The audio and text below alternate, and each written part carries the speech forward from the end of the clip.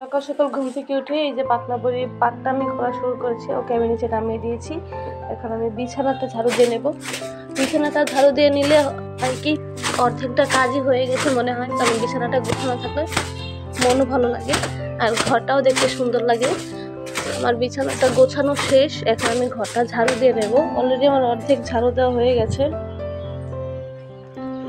তো এখানে আমি আমার ঈদের ড্রেসগুলো বানাচ্ছি।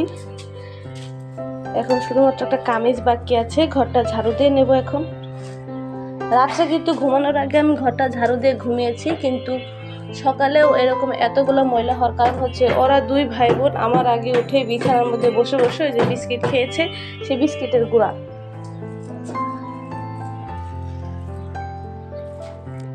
আর ইনি তো এইখানে বসে বসে তার কাজ শুরু করে দিয়েছে অলরেডি, আর উনি এই যে খাওয়ার জন্য ঘুরতেছে। মানে কিচ্ছু করার নাই। এখানে সারা ম্যাডামকে টেক কেয়ার করে, তাদের সাহায্য সহযোগিতা করার পরে চলে আসলাম নিজের একটু স্কিন কেয়ার করার জন্য। ঘুম থেকে উঠেছি, মুখটা যদি কেমন লাগতেছে এর জন্য ভাবলাম একটু ফেস ওয়াশ দিয়ে মুখটা ধুয়ে নিই। বাবা বড়লোকি ফিল। যাই হোক, এটা করার পরে কিন্তু আবার আমার ননস্টপ কাজ করা শুরু হয়ে যাবে। এখন আমি চলে যাব ওদের খাবার দেওয়ার জন্য। আর এর আগে কিন্তু অবশ্যই ব্রাশ করে নিতে হবে। আমার ছেলের চিকেন পক্স হয়েছে, দেখেন পুরো মুখটাই একবার ভরে গিয়েছে। ওকে আমি একটু ব্রাশ করে দিলাম। এরপরে নুডলস রান্না করেছি, যেহেতু রোজার দিন ভাত রান্না হয়নি সকালে, আমরা তো রোজায় রয়েছি। আর ওদের জন্য সকালে উঠে একটু নুডলস রান্না করে দিলাম। এই যে বড়জনের খাওয়া দেখে ছোটজন দৌড়িয়ে আসতেছে, তো সকালে নাস্তা হিসেবে দুজনকে একটু নুডলস খাইয়ে দেবো।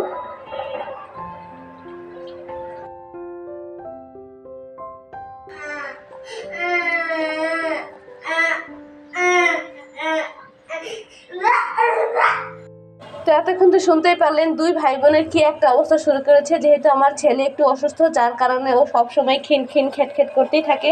ছোটটার সাথে খাওয়া নিয়েও একটু করে, আর ওকে অন্যান্য সময় এরকমটা করে না। তো তাই বলে দিতে চাই, যারা হচ্ছে একটা বাচ্চার মা তাদেরকে বলে দিতে চাই, মানে শখ করে হলেও বা কোনো কারণবশত হলেও কখনোই পিঠাপিঠি বাচ্চা নেবেন না। তো এই যে আমার মতো লেখাপড়া তো বন্ধ হবে, সাথে আমাদের যে একটা ভালো একটা পরিবেশ বলেন, একটা পরিবেশ, তারপর মন মানসিকতা, নিজের মেজাজ সব কিছু নষ্ট হয়ে যায়। আর যদি সেখানে যদি একা হাতে পালন করতে হয় তাহলে তো কথাই নেই। মেজাজটা মায়েরও মেজাজ অনেক খিটখিটে হয়ে যায়, যার কারণে বাচ্চাদের সাথে তো চিল্লাচিল্লি করেই, সাথে সারাদিন কাজ শেষে স্বামী যখন বাসায় আসে তার উপরেও এর একটা প্রভাব পড়ে যায়। তো প্রথম থেকেই আমি বলেছি যে সিরাত কিন্তু আমার আনপ্ল্যানেড বেবি, মানে আমি নিজেও জানতাম না। যাই হোক, আলহামদুলিল্লাহ এখন আল্লাহ তাআলা দিয়ে দিয়েছে। ও সিরাত হচ্ছে আয়াতের প্রায় 3 বছরের ছোট ধরতে গেলে, কিন্তু দুটোই সি সেকশনের। আর যেহেতু আমি একাই ওদেরকে রাখি সারাদিন, আমি 3rd ইয়ার পর্যন্ত পড়তে পেরেছি, এরপরে আর পড়াশোনা হয়নি আমার। তো এখন সিরাতের খাবারটাও দিয়ে দিলাম। এই যে দেখেন, একটু শুধু রান্নাঘরে গিয়েছি, এসে দেখে যে হুইল পাউডার নিয়ে বাথরুমের ভিতরে চলে যাচ্ছে। মানে কি যে একটা অবস্থা, মানে কোনো দিকে কোনো একটু চোখটা আড়াল করলে ওদের মানে নিজেদের যে পার্সোনাল কাজগুলো শুরু হয়ে যায়। পরিস্থিতি এসে আমার ছেলের ফেসটা দেখে আমার এত হাসি পাচ্ছে। মানে অসুস্থ হওয়ার পর থেকে ও এরকম সব সময় মুখটাকে এরকম ভেটকেই রাখে, দুঃখের মধ্যে হাসি আসে। আর আমি এখন যে, আর ওর এখন কান্নার কারণটা হচ্ছে এই যে দেখেন, কাল রাতে ওর আব্বু 4টা আইসক্রিম এনেছিল। আইসক্রিমগুলো ফ্রিজে রাখতে মনে নেই। আমার ছেলে এখানে দাঁড়িয়ে দাঁড়িয়ে শুনতেছে আমি কি ভয়েস দেই।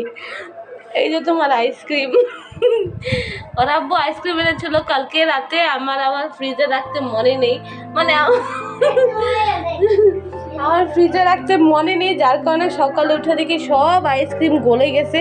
আর এটা ও প্রায় আধা ঘন্টার মতো চিৎকার করে কান্না করেছে। মানে একটা কিছু ছুতা পাইলেই হলো, শুধু কান্না আর কান্না। তো যাই হোক,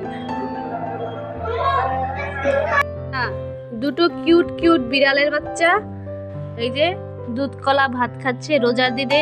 এরা রোজা রাখে না জানো তো, এই দেখো এনার মুখের অবস্থা কি, আর এনার মুখের অবস্থা আরো খারাপ। তো এখন হচ্ছে ওনারা পড়াশোনা করবে। পড়ো। আমি পড়তেছি, তোমার পড়তে হবে না, তোমার মুখে ভাত। সরে ও, সরে আ রসই।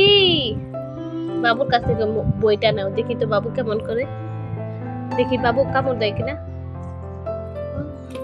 ওইদিক রাখ, ফালা হাতেরটা ফালা ওইদিকে। সিরাত, সিরাত, এই সিরাত কি করস তুই? মুখেরটা ফালাবার কইছি না তো, শুনবো। সিরাত, সিরাত, আমার সিরু পাখি কি পড়াশোনা করে? পড়াশোনা করো? কি বলবো বুঝতে পারছি না। বাচ্চাদের নিয়ে একটু রুমে ছিলাম, দুধ এখানে আমি জাল দিতে বসিয়ে গেছি, আমার মনেই নাই। তো এইদিকে দেখেন আমার 3 পোয়া দুধ কতটুকু হয়ে গেছে।